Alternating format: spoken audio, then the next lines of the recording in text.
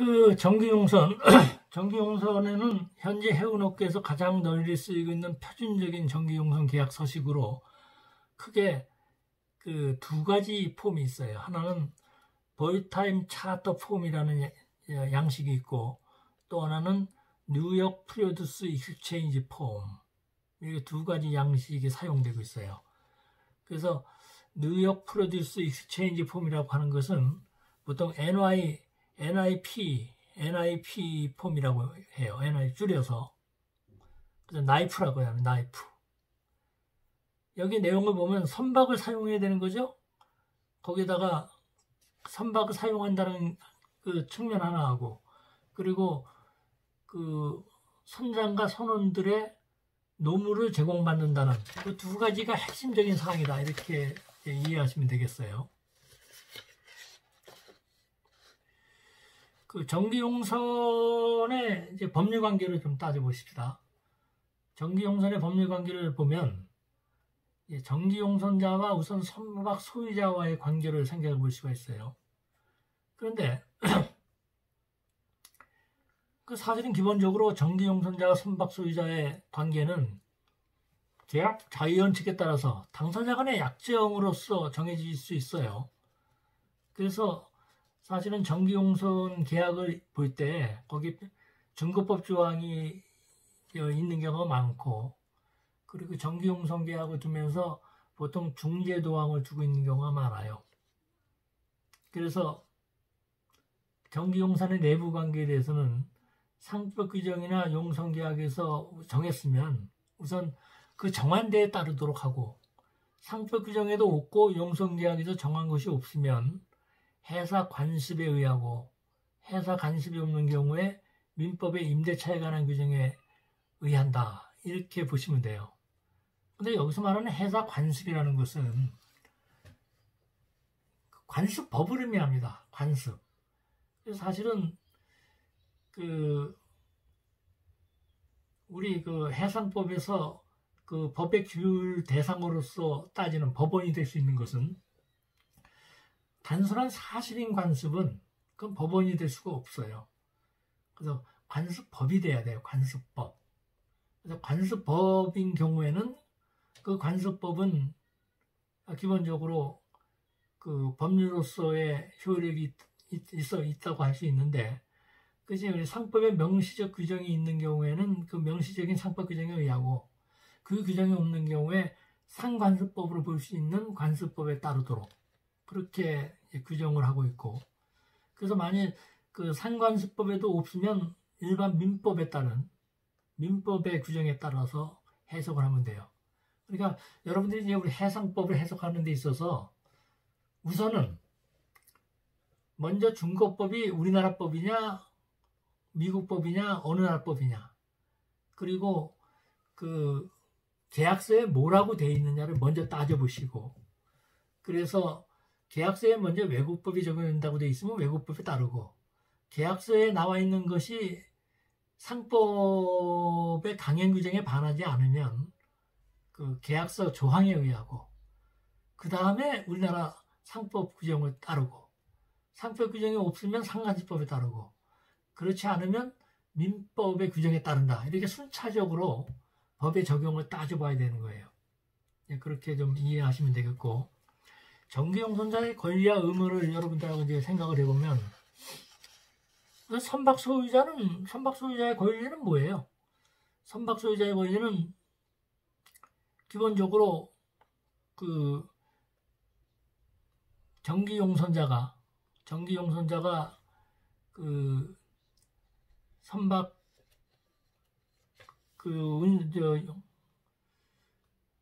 용선 계약을 이행하지 않는 경우에 그에 따른 책임을 물을 수 있는 그런 권리가 있죠. 그래서 우리나라 상법에 나타나 있는 전기용선자의 권리를 보면, 전기용선자는 우선은 이 가장 중요한 것은, 그게 이제 제가 말이 왔다 갔다 하는데, 그 전기용선에서 가장 중요한 것은 선장의 지위예요. 선장. 선장은 누가 고용하죠? 전기용선에서 선박 소유자가 고용하죠. 정기 용선자가 고용하는 게 아니고.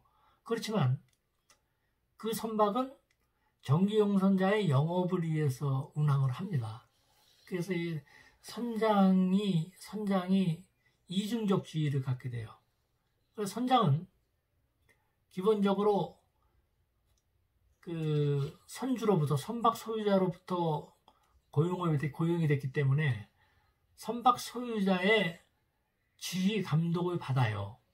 그렇지만 또 정기 용선자가 일을 하는데 투입되기 때문에 정기 용선자의 지시를 받게 돼요.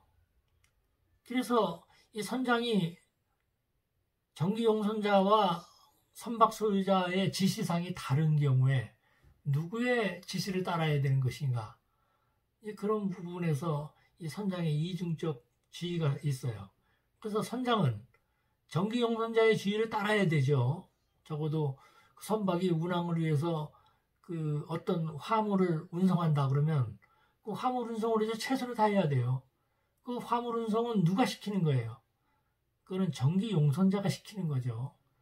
정기 용선자가 일반적으로 화주와 항해 용서금 계약을 체결하든지 아니면 선화증권 계약을 하든지 해서 그 받은 화물을 운송하는 책임을 선장이 지는 거죠. 그런 의미에서 선장은 정기 용선자의 지휘를 받는데, 그런데 중요한 부분에 있어서 선장은 항상 자기를 직접 고용한 선박 소유자의 지시 감독을 받아요. 잘 모르겠으면, 그러니까 정기 용선자가 이제 가장 심각한 문제들이 이제 선박의 안전과 관련된 문제가 발생하거나 그러면 이 선박 소유자에게 1차적으로 묻는 경우가 많아요. 가장 다툼이 많은 것이 헤비웨더, 소위 황천이라고 합니다. 황천. 그 기상 사태가 엄청 나쁠 때, bad weather, 소위 태풍이 왔다. 또는 그 항해하는데 파도가 너무 친다. 그래서 배가 운항하기가 어렵다. 그러한 경우에 이 선장은 결정하기 전에 보통 정기 용선자한테도 묻고 그 선박 소유자한테도 물어요. 선박 소유자 입장에서는 사실은 배의 안전성을 중시하기 때문에 야, 그 정도 태풍이면 너 가지 마. 이러는 경우가 많고, 정기 용선자는 반대로 야, 요 정도 태풍에 무슨 배가 운항하지 않으면 자기들 영업 손실이 크다. 웬만하면 운행해. 이렇게 지시하는 경우가 많아요. 그래서 정기 용선자하고 선박 소유자의 이해관계가 충돌하는 경우가 있어요. 그런 경우에 선장이 누구 말을 들을 것이냐 하는 부분에 관련해서 분쟁이 많이 발생하죠. 그래서 사실은 선박의 안전하고 관련된 것에 대한 최종적인 책임은 사실은 선박 소유자에게 있거든요. 그래서 선박 소유자는 이 안전한 배를 정기 용선자한테 제공해줄 의무가 있어요. 그래서 안전과 관련된 부분에 대해서 상당히 그 선박 소유자가 민감하게 반응해요. 그래서 이제 그 부분 분쟁이 많고, 예를 들어서 뭐 해적한테 붙잡혔다. 그런 경우에 선장이 일일이 어떻게 할 것인지를 선박 소유자한테 묻고 정기 용선자한테 묻기 어려운 급박한 사정이 있어요. 그런 경우에는 사실은 선장이 기지를 발휘해서 잘 판단해야 돼요. 도망갈 것인지 싸울 것인지 대항할 것인지 그런 것들 일일이 물어보고 승인받고 한다는 게 쉬운 일이 아니에요. 그래서 그 선장의 지위는 상당히 그 선박 자체를 하나의 국가로 보면 국가 대통령과 마찬가지의 권한이 있어요. 그래서 이 선장이 잘하는 게 중요한데 이게 참 쉽지 않은 결정. 이게 결정이 잘못되는 경우는 선박 소유자로부터 클레임 당하고 또는 정기 용선자로부터 클레임 당할 수 있기 때문에 웬만한 것들은 선박 소유자하고 정기 용선자한테 물어서 해결하거든요. 근데 물어서 의견이 다른 경우에 또 뭐 약간 이 결정을 해야 되는 그런 이제 어려운 상황에 많이 직면합니다. 그래서 그런 점이 이 정기 용선에서 가장 일반적인 계약하고 다른 특수성을 갖는 거예요. 일반적인 계약은 지휘명령 체계가 하나죠. 하나. 한쪽으로부터만 지휘를 받으면 돼요. 그런데 자기를 고용한 사람, 자기한테 월급을 주는 사람한테만 충성하면 되죠. 근데 정기용선이라는 것은 자기한테 월급을 주는 사람이 아닌 그 정기용선자가 해운 사업을 하기 때문에 해운 사업자인 정기용선자의 지시 감독을 받아야 된다 하는 점에서 그 상당히 특수한 성격이 있어요. 그리고 이 정기용선된 배에서 마스터가 소위 선장이 선화증권을 발행하잖아요. 선화증권에 서명을 해서 발행했어요. 그러면 그것은 정기용선자를 위해서 발행한 선화증권인가요? 아니면 선박 소유자를 위해서 발행한 선화증권인가요? 누구를 대리해서 발행한 것인가요? 그게 좀 파악하기 어려운 측면이 있어요. 일반적으로 선장은 소위 이제 커머셜한 부분, 상업적인 부분에 있어서는 정기용선자의 지시 감독을 받는다. 이렇게 이해하시면 돼요. 그래서 선화증권을 발행할 것인지 여부, 그 발행에 대한 책임관계는 사실은 정기용선자를 위한 것으로 해석될 가능성이 높은데 꼭 그런 건 아니에요. 케이스 바이 케이스로 판단해야 돼요.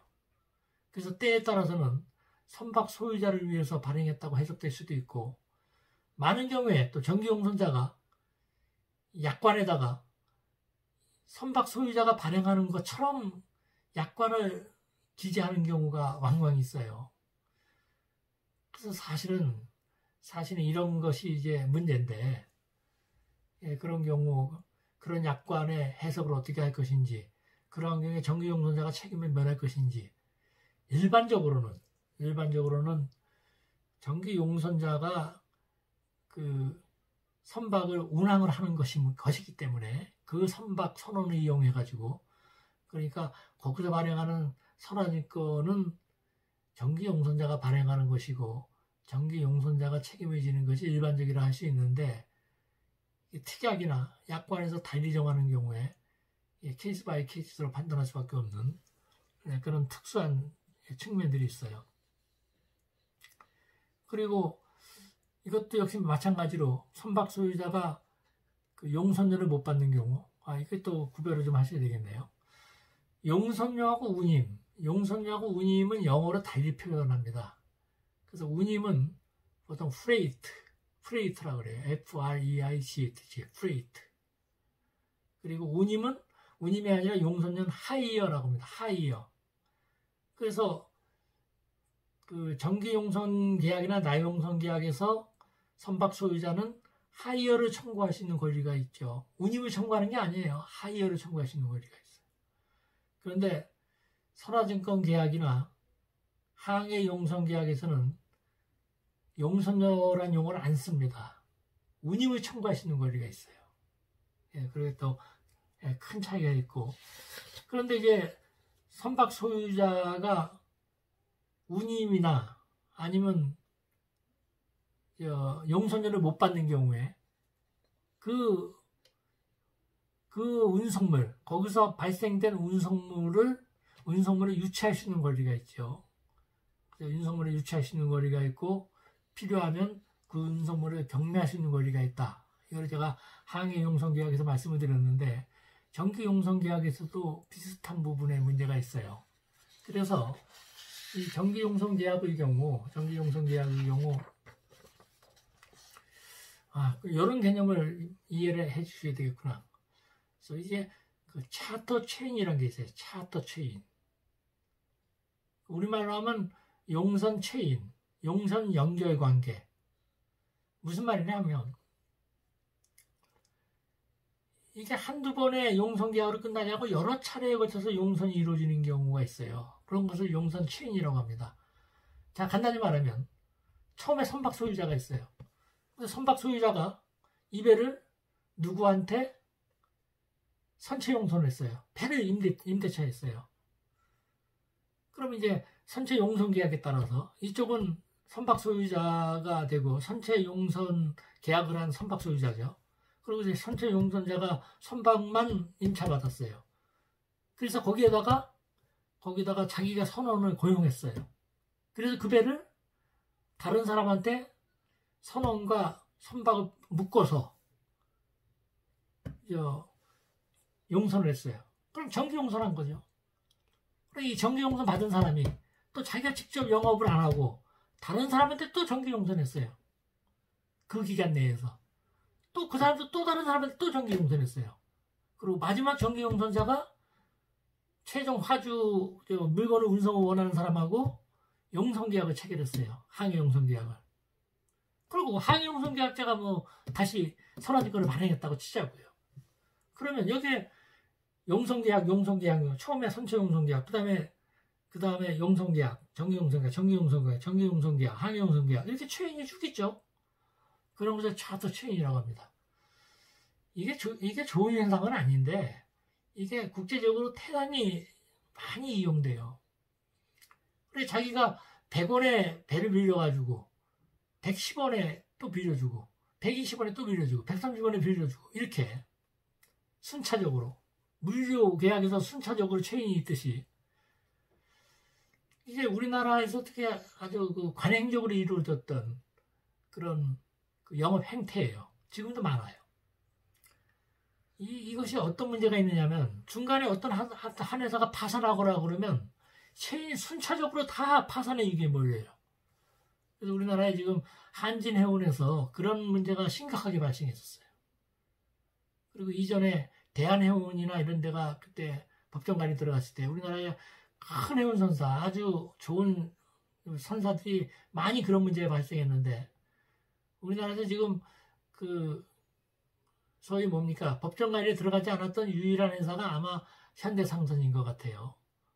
현대상선은 나머지 펜오션, 다른 회사들은 대부분 이 정기용 법정관리 들어갔다가 살아나고 법정관리 회생 절차 들어가다 살아나고 뭐 이런 절차 반복했는데 그 회사들의 대부분들이 차터 체인의 방법으로 운영을 하다 보니까 중간에 한 회사에 삐끗하는 발생하면 순차적으로 연쇄적으로 이 반응이 발생해요. 그리고 계약관계는 자기하고 직접 계약한 사람한테만 청구할 수 있는 거죠. 그래서 사실은 차터 체인이 쭉 있는 경우에 자기하고 계약한 선박소유자, 실제로 선박소유자는 저기 있죠. 그래서 맨 위에 있는 선박소유자는 헤드오너라고 그래요. 헤드오너가 있고 오너. 그래서 차터러의 입장에서 용선자 측의 입장에서 볼 때 앞에 있는 체인에 있는 사람들은 다 오너 측이죠. 그 뒤에 있는 측은 차터러 측이고 그래서 묶어서 오너 측, 이거 차터러 측이라고 해요. 그래서 영어로 보통 이하 오너스를 한다. 여러 체인들이 이하 오너스를 한다. 이하 차터러스를 한다. 묶어서. 그런 영어 관행이 생겼는데 그 오너스라고 차터러스라는 용어를 쓰는 그 이유는 바로 차터 체인을 염두에 두고 있는 거예요. 내 앞에 있는 소위 선박계약을 용선계약을 체결한 내 앞에 있는 사람들은 선주로서 계약을 체결한 사람들은 다 선주로 보는 거죠. 다 오너. 근데 실제로는 직접 선박 소유자인 경우도 있고 선박 소유자로부터 빌린 사람이 또 빌려주는 경우도 있어요. 뭐 그런 특수한 거를 여러분들이 이해하시면 그래서 이러한 경우에 계약관계는 바로 나하고의 계약관계밖에 없죠. 그러니까 계약관계가 순차적으로 있는 거죠. 나하고 앞밥 전전 계약자하고는 직접적 계약관계가 없죠. 그래서 내가 저 친구한테 청구할 수 있는 방법은 계약상의 청구는 불가능하죠. 그러니까 그런 경우에 청구할 수 있는 유일한 방법은 불법행위 책임을 청구할 수 있죠. 그래서 자기하고 직접 계약 관계가 있는 사람한테 계약상의 청구를 하고 자기하고 직접적인 관계가 없지만 실제로 운송에 관여한 여러 회사들, 이런 회사들에 대해서는 불법행위 청구를 할 수밖에 없어요.